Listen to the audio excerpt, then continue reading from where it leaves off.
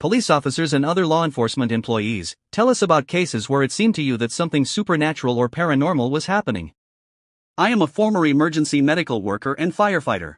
One night, we received a call to check on the health condition of a person who had called the emergency number but was not responding to the dispatcher. We arrived at the address. The house felt somehow strange. At the doorstep, we were greeted by a small elderly woman who welcomed us. We asked her if she knew who had called the emergency number, but she replied that she lived alone ever since her husband died. We had barely returned to the station when another call came in, the same address. We went back, spoke to the old woman again, and left. As soon as we returned to the station, once again the same call, the same address, and no response. We went there again, thinking that the old woman might have been a little confused. But this time, when we approached the door, the old woman was no longer standing on the porch. We rang the doorbell, no answer. It turned out the door was unlocked.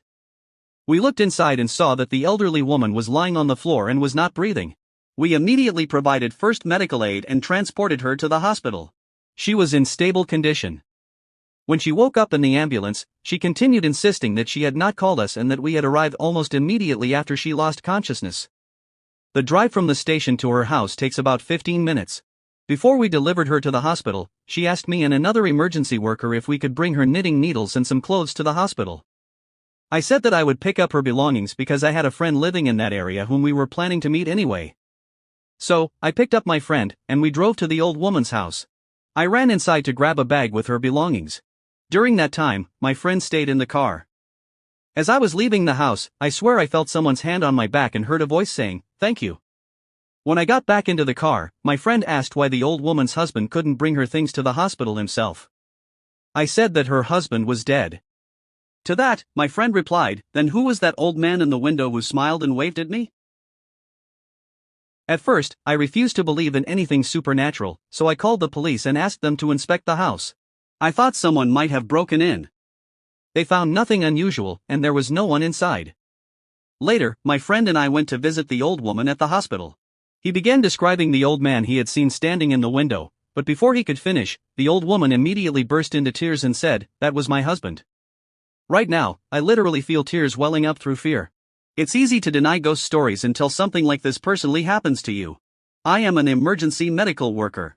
One day we were called to a local shopping center.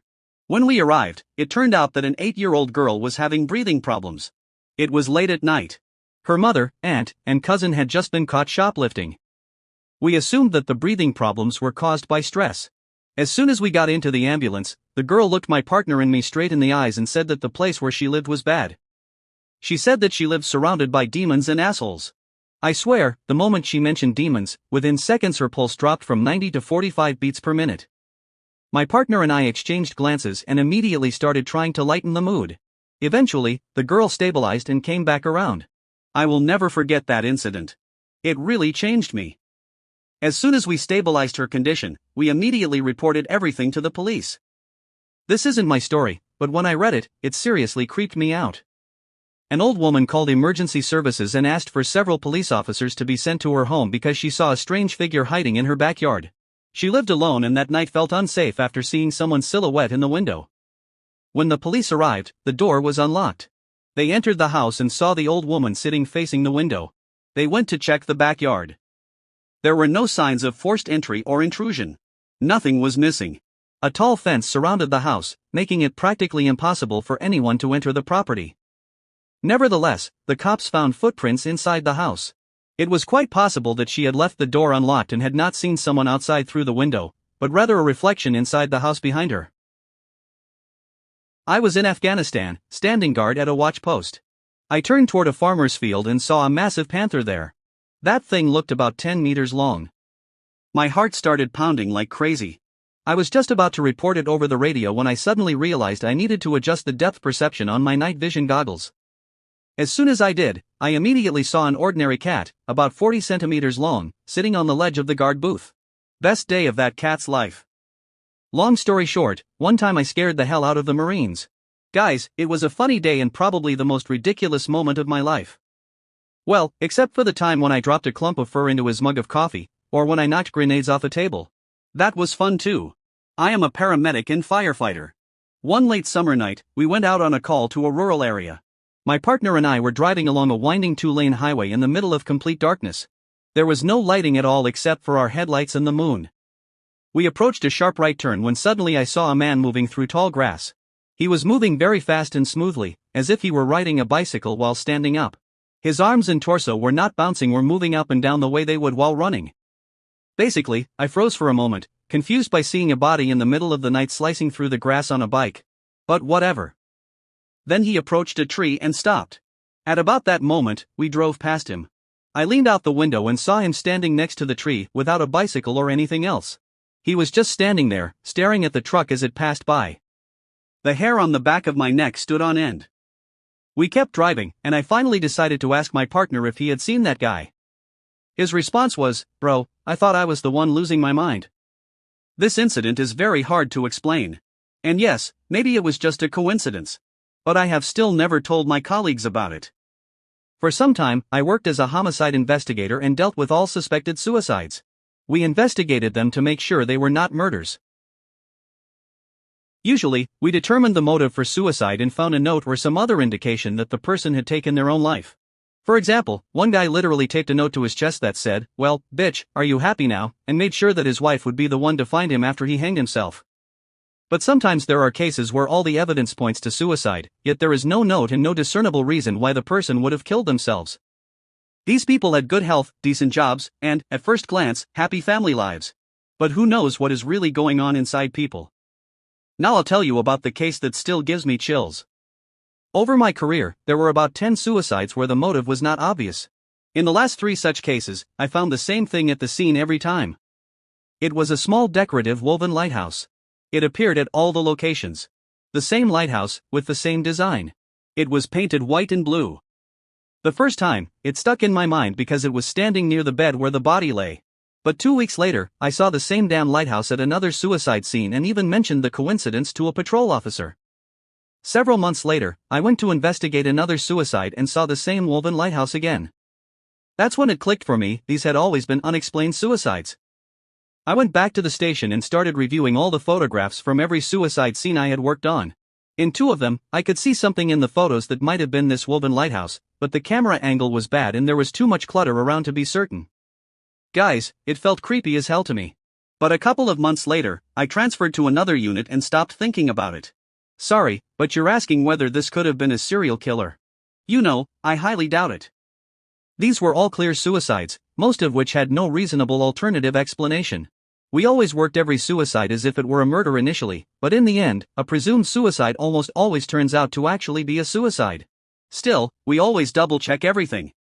Besides, even though there are more serial killers than you might think, they often leave calling cards or something like that, the way it's usually shown in movies.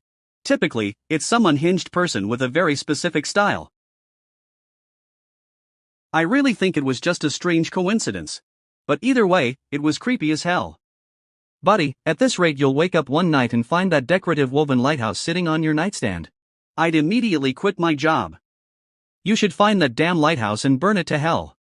It never even crossed my mind that it was the same lighthouse. I thought it was some kind of seasonal decoration sold at a pottery shop. I worked in emergency services for a while. One day, we got a call saying that some guy was riding a motorcycle at insane speed without a helmet and slammed into a car. We arrived on the scene immediately. Despite the fact that it was a Saturday and it happened in the middle of a suburban area, no one even came over to check on the poor guy.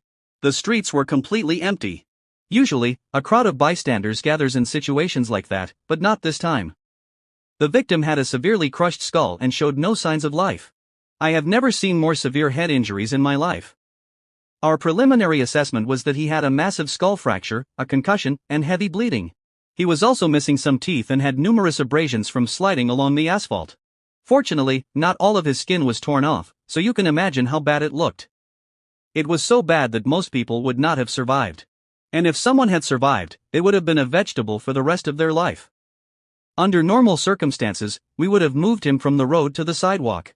But when a person has a head or neck injury, moving them is extremely dangerous. My partner, who was more experienced and was training me since I was still kind of new, went to check his pulse while I started pulling out our equipment.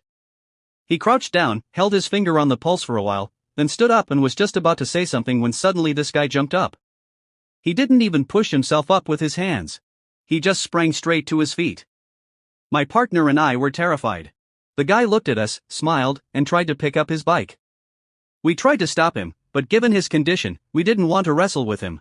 He took off and just disappeared into the woods, leaving his motorcycle behind.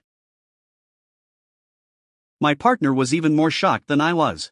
He stood there with his mouth open, staring at the direction the guy ran, then turned to me and muttered, "Dude, he didn't have a fucking pulse." I asked if he was sure, and he swore on everything he had that the biker had been clinically dead. We called for backup, and the authorities sent a search and rescue team into the woods. I don't know whether they found him or not, because we usually don't get any information about patients after they're handed over to doctors. My best guess about what happened is that the guy, delirious from his injuries, decided to head toward the home of someone he loved. With head injuries, people usually bleed an insane amount, so I assume the guy left a long red trail of blood that the cops were able to follow. Thank you very much for watching. In the comments, police officers and other law enforcement employees, tell us about cases where it seemed to you that something supernatural or paranormal was happening. Don't forget to check out our other episodes. Bye.